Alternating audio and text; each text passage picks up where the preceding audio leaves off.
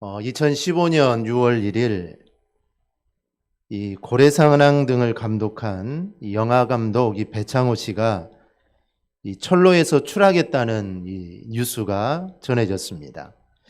한 언론은 이것이 투신 자살 시도라고 보고했는데 나중에 알고 보니 이 투신 자살이 아닌 이 단순 이 실족사로 이렇게 밝혀지기도 했습니다. 이 논란의 주인공이 됐던 이 배창호 감독은 1980년대 이 한국의 스티븐 스필버그라고 이렇게 불렸던 사람입니다. 깊고 푸른 밤 그리고 고래사냥과 같이 이 배 감독이 만들기만 하면 극장가에서 1위를 달렸습니다. 당시 배 감독은 충무로의 확실한 흥행 보증 수표였습니다. 그러나 연달은 성공 뒤에 그 영화들이 예술로서의 표현과 이 상업적인 성공을 놓고 이 배 감독은 심각한 이 갈등을 겪게 됩니다. 그래서 이후에도 몇 편의 영화를 만들고 그럭저럭 성공은 했지만 이 마음이 편치를 않았습니다. 그렇게 괴로워하며 방황하고 있던 배 감독을 구원해 주었던 것이 바로 이 성경입니다. 어렸을 때 막연하게 엄마를 따라 교회에 가서 영화 감독이 되게 해달라고 이 자신의 소원을 빌었던 이 배 감독은 괴로운 마음 중에 성경을 묵상하다가 인생의 길을 찾게 됩니다. 그리고 자신의 영화에 대한 해답도 얻게 되죠. 이후 발표한 배 감독의 대부분의 작품들은 대부분 기독교의 관점에서 그 구도와 진리를 담은 영화만을 만들게 됩니다. 한 영화 평론가는 배 감독의 영화를 보고 배 감독이 한국 영화에 쿠데타를 일으켰다. 하지만 성공할지는 모르겠다라고 이렇게 평하기도 했습니다. 관객들은 외면을 하죠. 관객들은 외면을 했고 지금은 과거의 명성에서 멀어져서 지금은 사실상 이 독립영화의 감독이 되었습니다. 그래서 세상 사람들은 그를 바보라고 부릅니다. 정말 잘 나가던 사람이 만들기만 하면은 흥행은 보장해 놓았던 그런 감독이 이제 그걸 다 접고 말씀을 통하여 그 안에서 성경과 관련된 기독교적 관점에서 영화를 하니 흥행은 실패하게 되고 그래서 사람들은 이 바보다라고 그렇게 이야기를 합니다. 그러나 배창호 감독은 전혀 아랑곳하지 않고 자신의 깨달은 바를 성경적인 삶을 살고 지금도 있습니다. 우리가 세상을 살아가다 보면 우리가 세상에는 민감하지만 하나님에게는 둔감할 때가 너무나도 많습니다. 세상이 돌아가는 것은 정말 우리가 잘 알고 잘 이해하는데 하나님에게는 우리가 너무 둔감할 때가 너무 많다는 것이죠. 세상 소리는 잘 들으나 하나님의 소리는 우리가 듣지 못할 때가 너무나 많습니다. 그러다 보니 자꾸 세상적인 삶을 살게 되고 죄를 지어서 우리가 하나님과 점점 더 멀어져 가는 겁니다. 그런 우리가 꼭 들어야 할 것이 있는데 그게 바로 이 성경의 소리입니다. 왜 그렇습니까? 오늘 15절입니다. 오늘 15절 보면은 또 어려서부터 성경을 알았나니 성경은 능히 너로 하여금 그리스도 예수 안에 있는 믿음으로 말미암아 구원에 이르는 지혜가 있게 하느니라. 성경은 예수님을 믿는 믿음을 통해서 구원을 받는 지혜를 우리에게 주기 때문에 우리는 성경의 소리를 꼭 들어야 합니다. 즉 하나님 말씀 외에는 우리가 구원을 받을 지혜를 얻을 곳이 없습니다. 그러니 우리의 영원한 삶을 위해서 우리는 반드시 성경의 소리를 들어야 합니다. 또 16절입니다. 함께 읽어볼까요? 시작. 모든 성경은 하나님의 감동으로 된 것으로 교훈과 책망과 바르게 함과 의로 교육하기에 유익하니. 성경은 하나님의 감동으로 기록이 되었습니다. 그래서 진리를 가르치고 잘못을 책망하여 바로잡게 하고 의로 훈련시키기에 유익한 책이 성경입니다. 그러니 우리는 반드시 들어야 합니다. 또 17절입니다. 이는 하나님의 사람으로 온전하게 하며 모든 선한 일을 행할 능력을 갖추게 하려 함이라. 성경은 하나님의 사람을 온전하게 만들어줍니다. 또 선한 일을 하기 위한 완전한 자격을 갖추게 합니다. 그러니 당연히 우리는 하나님의 말씀을 우리는 들어야 합니다. 성도를 하나님의 사람으로 세워가는 가장 중요한 것은 말씀을 통해서입니다. 내가 하나님의 뜻을 깨닫고 하나님의 사람이 되어가는 것도 말씀을 통해서입니다. 바울 사도가 디모데를 하나님의 사람으로 세웠던 이 디모데 후서를 우리가 보면서 우리도 정말 디모데와 같은 하나님의 사람으로 우리가 세워질 수 있기를 바랍니다. 그런 의미에서 오늘 디모데 후서를 통해 하나님의 뜻과 이 바울의 그 마음, 바울의 심정이 어떠했는지 우리 함께 좀 살펴보려고 합니다. 주 66년경에 로마 감옥에 있던 사도 바울은 일시적으로 석방이 됩니다. 그런데 네로 황제의 핍박으로 인해 다시 한번 로마 감옥에 수감이 됩니다. 이때 두 번째로 수감되었을 때 사도 바울은 느낀 것이 있었습니다. 야, 이제 나는 이 감옥을 나갈 수 없겠구나. 나는 이제 이 감옥에서 죽게 되겠구나. 그거를 사도 바울은 스스로 느끼게 됩니다. 그래서 그 당시 에베소에서 목회하고 있던 믿음의 아들 디모데에게 편지를 보내는데 그것이 바로 이 디모데 후서입니다. 책 이름이 디모데 후서라는 것은 그가 두 번째로 보낸 편지이기에 이제 디모데 후서라고 표현을 합니다. 먼저 디모데 후서를 기록한 배경과 목적을 보면 이 디모데 후서는 바울의 유언과도 같은 편지입니다. 사도 바울이 신약 성경에 13개의 서신을 썼습니다. 그런데 그중 마지막에 쓰여진 서신이 이 디모데 후서입니다. 실제로 사도 바울은 이 편지를 쓰고 나서 채 2년이 안 돼서 그는 순교를 하게 됩니다. 그래서 마지막으로 자신의 마음을 담아 내가 죽음을 앞두고 사랑하는 아들 디모데에게 내가 무엇을 보낼까, 어떤 글을 보낼까, 그런 심정으로 디모데 후서를 바로 쓰게 됩니다. 유언과 같은 이 편지에서 사도 바울은 디모데에게 그리고 후세대의 모든 목회자들에게 사도 바울은 교훈을 합니다. 즉 앞으로 고난의 시대가 올 것이니 고난을 각오하고 진리를 사수하고 전도자의 직무를 다하는 그리스도의 좋은 일꾼이 되라는 것입니다. 즉 핍박이 올 거라는 것이죠. 지금도 핍박이 있지만 앞으로도 핍박이 올 것이니 그 핍박을 잘 이겨나가고 사명을 잘 감당하며 나가라라는 것입니다. 디모데후서는 바울이 두 번째 로마 감옥에서 있었을 때 썼던 성경입니다. 주 64년 7월에 이 로마의 대화재가 일어납니다. 네로 황제는 자신에게 몰려드는 이 비난을 모면하고자 이 화재를 기독교인들의 소행으로 몰아붙이게 되죠. 그로 인해 기독교는 심한 박해를 받기 시작합니다.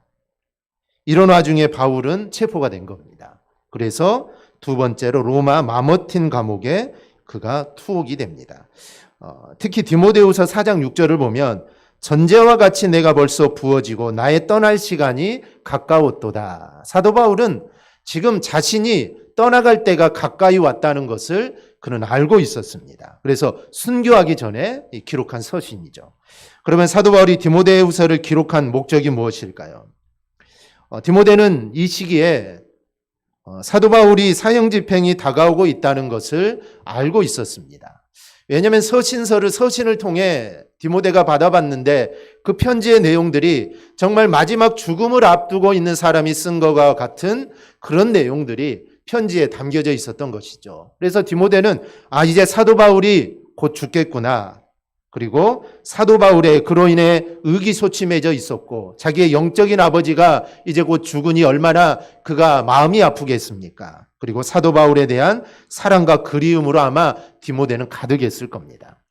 이걸 알고 있었던 사도 바울은 디모데에게 그런 애틋한 마음을 전하는 서신을 쓴 겁니다. 즉 디모데도 사도 바울을 애틋하게 그리워하고 또 이제 감옥에서 나갈 수도 없고 이제 죽게 될 것인데 자기의 믿음의 아린 디모데를 향해서 정말 애틋한 마음으로 이 편지를 쓰는 것입니다. 디모데후서 1장 4절을 보면 내 눈물을 생각하여 너 보기를 원함은 내 기쁨이 가득하게 하려 함이니 눈물이 난다는 것이죠. 보고 싶다라는 것입니다. 그런데 갈 수는 없다. 바로 그 마음이 서신서에 담겨져 있습니다.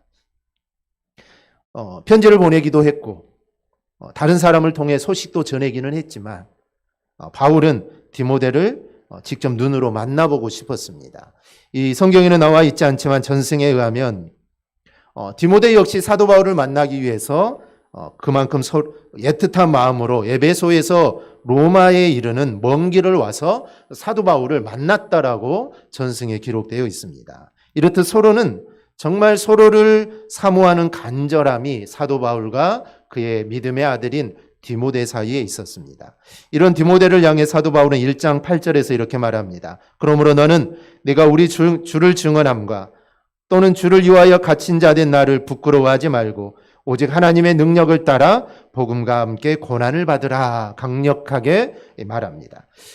성경에 나오는 디모데의 성격은 약간 여린 성격입니다. 좀 내성적이고 여리디 여린 그리고 젊은 나이에 목회자가 되었으니 목회하는 것도 쉽지 않았을 겁니다. 그래서 그는 여리디 여린 마음을 가지고 있었는데요. 예를 들어 디모데전서 5장 23절에 보면 이제부터는 물만 마시지 말고 내 위장과 자주 나는 병을 위하여는 포도주를 조금씩 쓰라라고 사도 바울이 권합니다. 이는 그가 남을 지나치게 의식하고 있지는 않은가 생각하게 만들고 또 다가오는 사도 바울의 죽음 때문에 그는 기가 죽은 듯해 보였던 것입니다. 그래서 디모데는 성격이 이 소심한 성격의 소유자였을 가능성이 이렇게 높은 것으로 봅니다. 그러기에 사도 바울은 그를 향해 두려움을 이기라고 말을 합니다. 그리고 담대하게 복음과 함께 고난을 받으라 라고 말을 하죠. 복음을 위해 충성된 사람들을 잘 세워서 그 일을 감당하게 하는 것 중요합니다. 그런데 이들의 역할이 단순히 가르치는 것만 아닙니다. 가르친 것만이 아니죠. 더 중요한 것은 삶으로 모든 것을 보여주어야 합니다. 그래서 우리 교사 선생님들의 삶이 참 중요하다. 즉 가르치는 자의 삶이 중요하다는 것입니다. 말로만 가르치는 게 아니죠. 목회자도 마찬가지고 교사도 마찬가지입니다. 이 말로만 가르치는 게 아닙니다. 말로만 하는 게 아닙니다. 그 말에 따른 삶이 있어야 합니다. 즉 삶을 보여줘야 되는 것이죠. 이거는 가르치는 자뿐만 아니라 모든 교회 직분을 맡은 자들은 다 동일합니다. 말로만 하는 게 아니라 우리의 삶의 모습으로 보여주어야 합니다. 특히 디모데는 에베소 교회의 리더입니다. 목회자이기 때문에 그는 본이 되어야 했습니다. 모든 리더들은 자신들을 잘 다스려야 한다는 것을 우리는 기억해야 합니다. 이 리더들을 위한 권면이 있습니다. 먼저는 본이 되어라입니다. 본이 되어라. 하나님의 집에 다양한 그릇들이 있듯 각자 다양한 쓰임을 받습니다. 그런데 그릇과 다른 점이 있습니다. 우리도 하나님의 교회에 다 그릇들인데 일반 그릇과 다른 점이 있다면 우리의 용도는 우리가 어떻게 준비하고 살아가느냐에 따라 변화될 수 있다라는 점입니다. 그래서 사도 바울은 그러므로 누구든지 이런 것에서 자기를 깨끗하게 하면 귀 쓰는 그릇이 되어 거룩하고 주인의 쓰임에 합당하며 모든 선한 일에 준비함이 되리라. 즉 너희 자신을 깨끗하게 하라는 겁니다. 그래야만 너희가 하나님의 일에 쓰임 받을 수 있다는 것이죠. 우리의 삶이 뒷받침되지 않으면 우리의 삶이 우리가 말하는 것과 하나님 말씀대로 살아가지 못한다면 우리는 하나님의 일에 귀하게 쓰임 받을 수가 없습니다. 둘째, 리더는 성경으로 무장되어야 할 것을 강조합니다. 디모데후서 3장 16절을 보면 모든 성경은 하나님의 감동으로 된 것으로 교훈과 책망과 바르게 함과 의로 교육하기에 유익하다라고 가르칩니다. 그런 사도 바울이기에 죽음을 앞둔 처지에서도 디모데후서 4장 13절을 보면 겨울이 가까이 오니 따뜻한 옷과 함께 특별히 가죽 종이에 쓴 책을 가져다 달라라고 합니다. 이것이 어떤 책인지는 성경에 나와 있지 않기 때문에 정확히는 알 수 없지만 당시에는 이 책이란 것이 굉장히 귀했습니다. 오늘날 같이 인쇄술이 발달하여서 책이 흔하지 않았던 시대죠. 아마도 그 책은 그가 가장 아꼈던 성경이었을 거라고 이렇게 추측할 수 있습니다. 이렇듯 사도 바울은 끝까지 정말 죽음을 앞둔 그 시점에서 성경에 대한 그 사랑을 그는 우리에게 보여주는 것입니다. 그리고 사도 바울이 이 디모데 후서를 기록할 당시에는 사도 바울이 죽음이 이제 임박하기도 했지만 또 하나는 교회에 정말 엄청난 핍박이 있었던 때입니다. 그래서 로마의 핍박으로 인해 많은 사람들이 교회를 떠날 때입니다. 물론 이들 가운데는 핍박으로 인한 고난을 참지 못해서 떠난 자들도 있습니다. 즉 핍박이 너무 심하니 도저히 견딜 수가 없다는 것이죠. 그래서 떠나기도 하고 배교하기도 하고 이런 자들도 있었습니다. 그런데 그 중에는 기독교의 진리를 해치는 이단들도 있었습니다. 이런 상황에 사도 바울은 교회가 하나님의 진리의 말씀 가운데 굳건히 서기를 바라는 마음이 있었습니다. 정말 이런 어려움들, 이 자신은 곧 죽게 되고 교회들은 핍박을 받고 이단들로 인해 어려움을 당하는데 이 모든 것들을 이겨내는 길은 진리의 말씀 가운데 굳건히 서는 거라는 겁니다. 그래서 이거를 에베소에서 지금 목회를 하고 있는 디모데에게 이거를 알려주기 위해 또 격려하기 위해 편지를 쓴 겁니다. 그리고 외적으로는 핍박에 굴하지 않고 안으로는 거짓 교사들과 이단들을 경계하여 복음과 교회를 수호하라. 이거를 교훈하기 위해 디모데 후서를 기록한 겁니다. 다음으로 디모데 후서의 구조와 내용을 보면 사도 바울은 디모데에게 첫 인사를 건넨 후에 1장에서 너는 복음과 함께 고난을 받으라고 합니다. 서신서를 시작하면서 너는 복음과 함께 고난을 받으라. 이 말은 복음을 전하다가 지금 감옥에 갇혀 있는 사도 바울을 부끄러워하지 말라는 것입니다. 부끄러워하지 말라. 오직 하나님의 능력을 따라 복음과 함께 고난도 받으라는 것입니다. 복음은 만민을 구원하는 능력이 되기 때문입니다. 그리고 지금 사도 바울이 감옥에 갇혀 있는 것은 그가 도덕적으로 죄를 지어서가 아닙니다. 그가 도덕적으로 죄를 지어서 감옥에 있다면 얼마나 부끄럽겠습니까? 만약에 살인을 하거나 도둑질을 하거나 그런 죄로 인해서 감옥살이를 한다면 사람들은 사도 바울을 부끄러워할 겁니다. 그런데 사도 바울이 감옥에 갇힌 거, 그가 어려움을 당하고 고난을 당한 것은 주의 복음을 위해 지금 당하는 겁니다. 그러니 이거는 부끄러워할 일이 아니라는 것이죠. 성도들 중에는 사도 바울이 감옥에 있다 하니까 어떻게 하나님 말씀을 전하다가 잡혀가지고 감옥에 있느냐, 사도 바울을 부끄러워하는 자들이 있었습니다.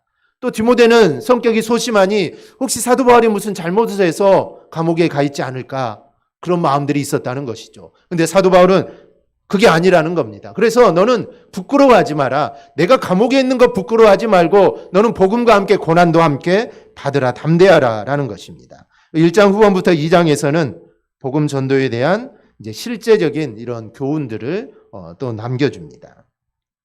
사도 바울은 이 복음 전도 현장에서 만나는 사람들이 참 많습니다.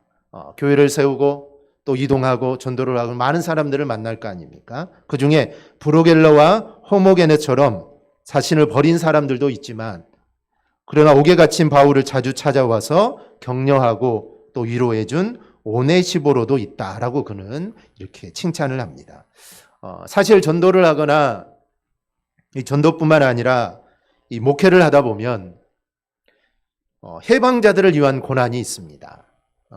저도 아버님 목회를 하셨기 때문에 제가 어렸을 때부터 기억은 잘 나지 않지만 아마 제가 초등학교 1학년 때부터 아마 목회를 하셨던 것 같습니다. 목회를 하는 걸 보니까 교회 안에는 교회를 해방하는 자들이 있습니다. 교회를 어렵게 하고 교회를 힘들게 하고 목회자를 힘들게 하는 성도들이 있습니다.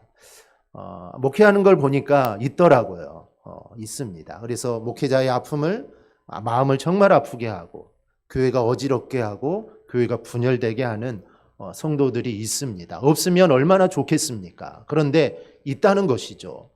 아마 여러분들도 다 보셨을 거고, 저도 어렸을 때부터 목회하는 현장, 아버님이 여러 교회를 옮겨 다녔기 때문에 옮겨 다닐 때마다 눈으로 목격했던 것이 힘들게 하고 아프게 하는 성도들이 있다는 겁니다. 그런데 그런 성도들만 있다면 목회를 못 하겠죠.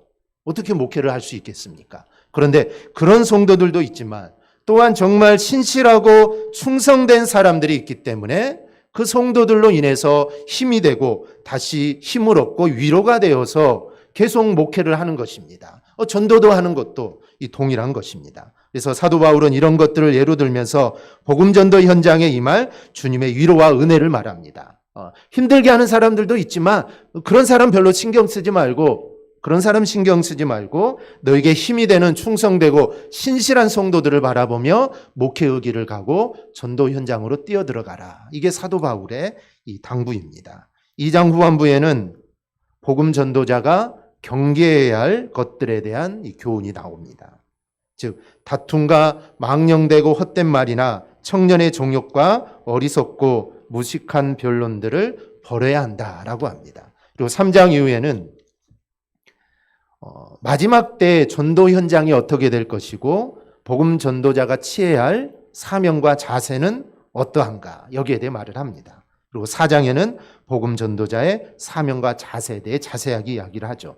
즉 사도 바울은 전반부에서는 디모데에게 여러 가지 어렵고 힘든 상황에서도 기꺼이 고난을 받으며 복음 전도자의 직무를 잘 감당하라는 겁니다. 그리고 때를 얻든지 못 얻든지 항상 말씀을 전하고 가르치는 일에 힘을 쓰라라는 것입니다. 또한 사도 바울은 이제 자신은 세상을 떠날 날이 곧 가까웠음을 알고 믿음의 아들이자 동역자인 디모데에게 이런 말을 합니다. 4장 7절 8절입니다. 나는 선한 싸움을 싸우고 나의 달려갈 길을 마치고 믿음을 지켰으니 이제 후로는 나를 위하여 의의 면류관이 예비되었으므로 주곧 의로우신 재판장이 그날에 내게 주실 것이며 내게만 아니라 주의 나타나심을 사모하는 모든 자에게 도니라.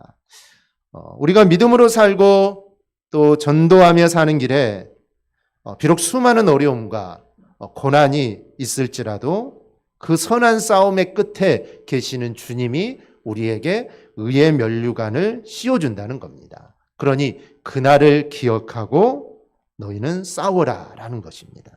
그러니 우리는 그 영광의 날을 사모하며 오늘 나에게 주어진 일들, 그 일들이 큰 일이든 아니면 작은 일이든 우리는 그 사명의 직분에 충성스럽게 우리는 최선을 다해 우리는 나아가야 합니다. 디모데후서 4장 끝부분을 보면 사도 바울은 디모데에게 개인적 부탁과 끝 인사를 하면서 여러 사람들의 이름을 거명을 합니다. 11절을 보면 누가만 나와 함께 있느니라 라고 기록되어 있습니다. 사도 바울 주위에는 수많은 사람들이 있었습니다. 그런데 그가 죽음을 앞둔 그 마지막 순간에는 오직 누가만 그와 함께 있습니다. 지난번에도 제가 예를 들었지만 그 바울이라는 영화를 보면 의사인 누가가 계속해서 사도 바울이 감옥에 있을 때 그에게 들어가서 그의 병을 치료해주고 그의 건강을 책임져주고 편지도 대신 써주고 그래서 누가는 사도 바울이 죽는 그 순간까지 사도 바울과 함께 있었습니다. 그래서 사도 바울에게 힘이 되어 주었고 사도 바울에게 늘 함께 해 주었던 것이죠. 그래서 사도 바울은 누가만 나와 함께 있다라고 이렇게 말하는 것입니다. 누가는 누가복음과 사도행전의 저자로 바울 전도 여행에 동행하기도 했습니다. 단순한 동행이 아닙니다. 팔레스틴에서 로마까지 멀고도 험한 이 바닷길 여행에 생명의 위협을 무릅쓰고 그는 바울을 수행했습니다. 해상 바다가 얼마나 험합니까? 이거는 죽음을 각오하지 않으면 갈 수 없는 길입니다. 그런데 그 길을 사도 바울과 함께 했죠. 그는 사도 바울과 함께 복음을 전하는 선교사였습니다. 또한 그는 사랑을 받은 의원이기도 했습니다. 노사였던 바울의 건강과 안위를 돌볼 수 있는 실질적인 능력을 지닌 의사이기도 했습니다. 나아가 바울의 1차, 2차 로마 수감 생활 동안 그와 함께 있어서 서신을 대필하기도 한 비서요, 신실한 친구이기도 했습니다. 이 누가가 바울과 마지막까지 함께 있었습니다. 그런데 그에게는 누가뿐이었습니다. 그러기에 마가를 좀 데려오도록 당부를 하는 것입니다. 이후 바울은 어떻게 됐을까? 바울의 마지막 삶이 어땠을까? 우리가 궁금하지만 이 정확한 기록은 없습니다. 전승에 의하면 바울은 기독교를 아주 심하게 핍박했던 느레도 황제가 죽던 해인 68년경에 봄에 순교한 것으로 이렇게 전해집니다. 학자들마다 다 다릅니다. 그 말은 정확한 기록이 없기 때문입니다. 아마 기록을 남겨놓지 않았겠죠. 기록을 아마 남겨놓지 않았을 겁니다. 우리나라의 역사에도 보면 죽이고 기록을 남겨놓지 않는 그런 일들이 종종 있습니다. 그래서 기록을 남겨놓거나 무덤이 어디거나 그러면 많은 사람들이 찾게 될 것이고 또 추정하는 인물들이 있기 때문에 이 기록을 남겨놓지 않는, 모세가 죽었을 때도 마찬가지죠. 모세는 죽었는데 모세가 어디에 죽은지 아무도 모릅니다. 모세의 시체를 찾지 못했죠. 수백만의 사람들이 있었는데 모세의 시체는 찾지 못했습니다. 하나님이 데려가셨단 말도 있고 그러는데 마찬가지입니다. 모세의 시신이 있거나 그러면 모세를 숭배하겠죠. 아마 바울도 그런 아마 일들이 일어날 수도 있습니다. 위대한 사도이기 때문에 바울의 무덤이 있고 또 바울이 언제 죽었고 그런 바울이 죽은 또 기일도 생기게 될 거고 뭐 축제도 일어날 것이고 아마 이런 일들이 일어날 수도 있습니다. 아마 그런 의미에서 사도 바울은 정확한 기록을 로마에서 아마 남겨두지 않았을 수도 있습니다. 디모데는 어떻게 됐을까? 당시 에베소에서 드로아를 거쳐 로마에 왔었을 것이고 이 에베소에서 목회를 하다가 이 도미시안 황제 때 그 핍박 때 순교당한 것으로 알려져 있습니다. 우리가 디모데후서를 보면서 우리는 전도든 믿음 생활이든 고난이 많습니다. 쉽지 않죠. 우리 신앙생활하는 거 쉬운 일이 아닙니다. 쉬운 일이 아닙니다. 그런데 고난이 끝이 아니라는 겁니다. 우리가 고난이 끝이라면 우리의 인생이 얼마나 허무하겠습니까? 그런데 그 고난 끝에 주님이 계신다는 것이죠. 우리의 고난 끝에는 주님이 기다리고 계십니다. 그러니 낙심하지 말고 우리는 전진해야 한다는 것이죠. 특히 서두에 말씀드린 것처럼 이때 말씀이 나를 붙잡아 주는 것입니다. 즉 고난이 오고 힘든 일이 올 때, 어려움이 올 때 말씀이 나를 붙잡아 주는 것입니다. 다른 게 나를 붙잡아 주지 않습니다. 하나님의 그 말씀이 나에게 힘이 되고 나에게 능력이 됩니다. 정말 하나님께 주님께 나를 푸른 초장과 실마는 물가로 인도하신다. 이 얼마나 나에게 힘이 됩니까? 즉 말씀이 나에게 힘이 되는 것입니다. 그러기에 우리는 말씀을 붙잡고 의지해야 하는 것입니다. 말씀을 자주 들어야 되고 말씀을 늘 가까이 해야 되고 늘 말씀 안에 우리는 살아가야 합니다. 그게 나에게 힘이 되는 겁니다.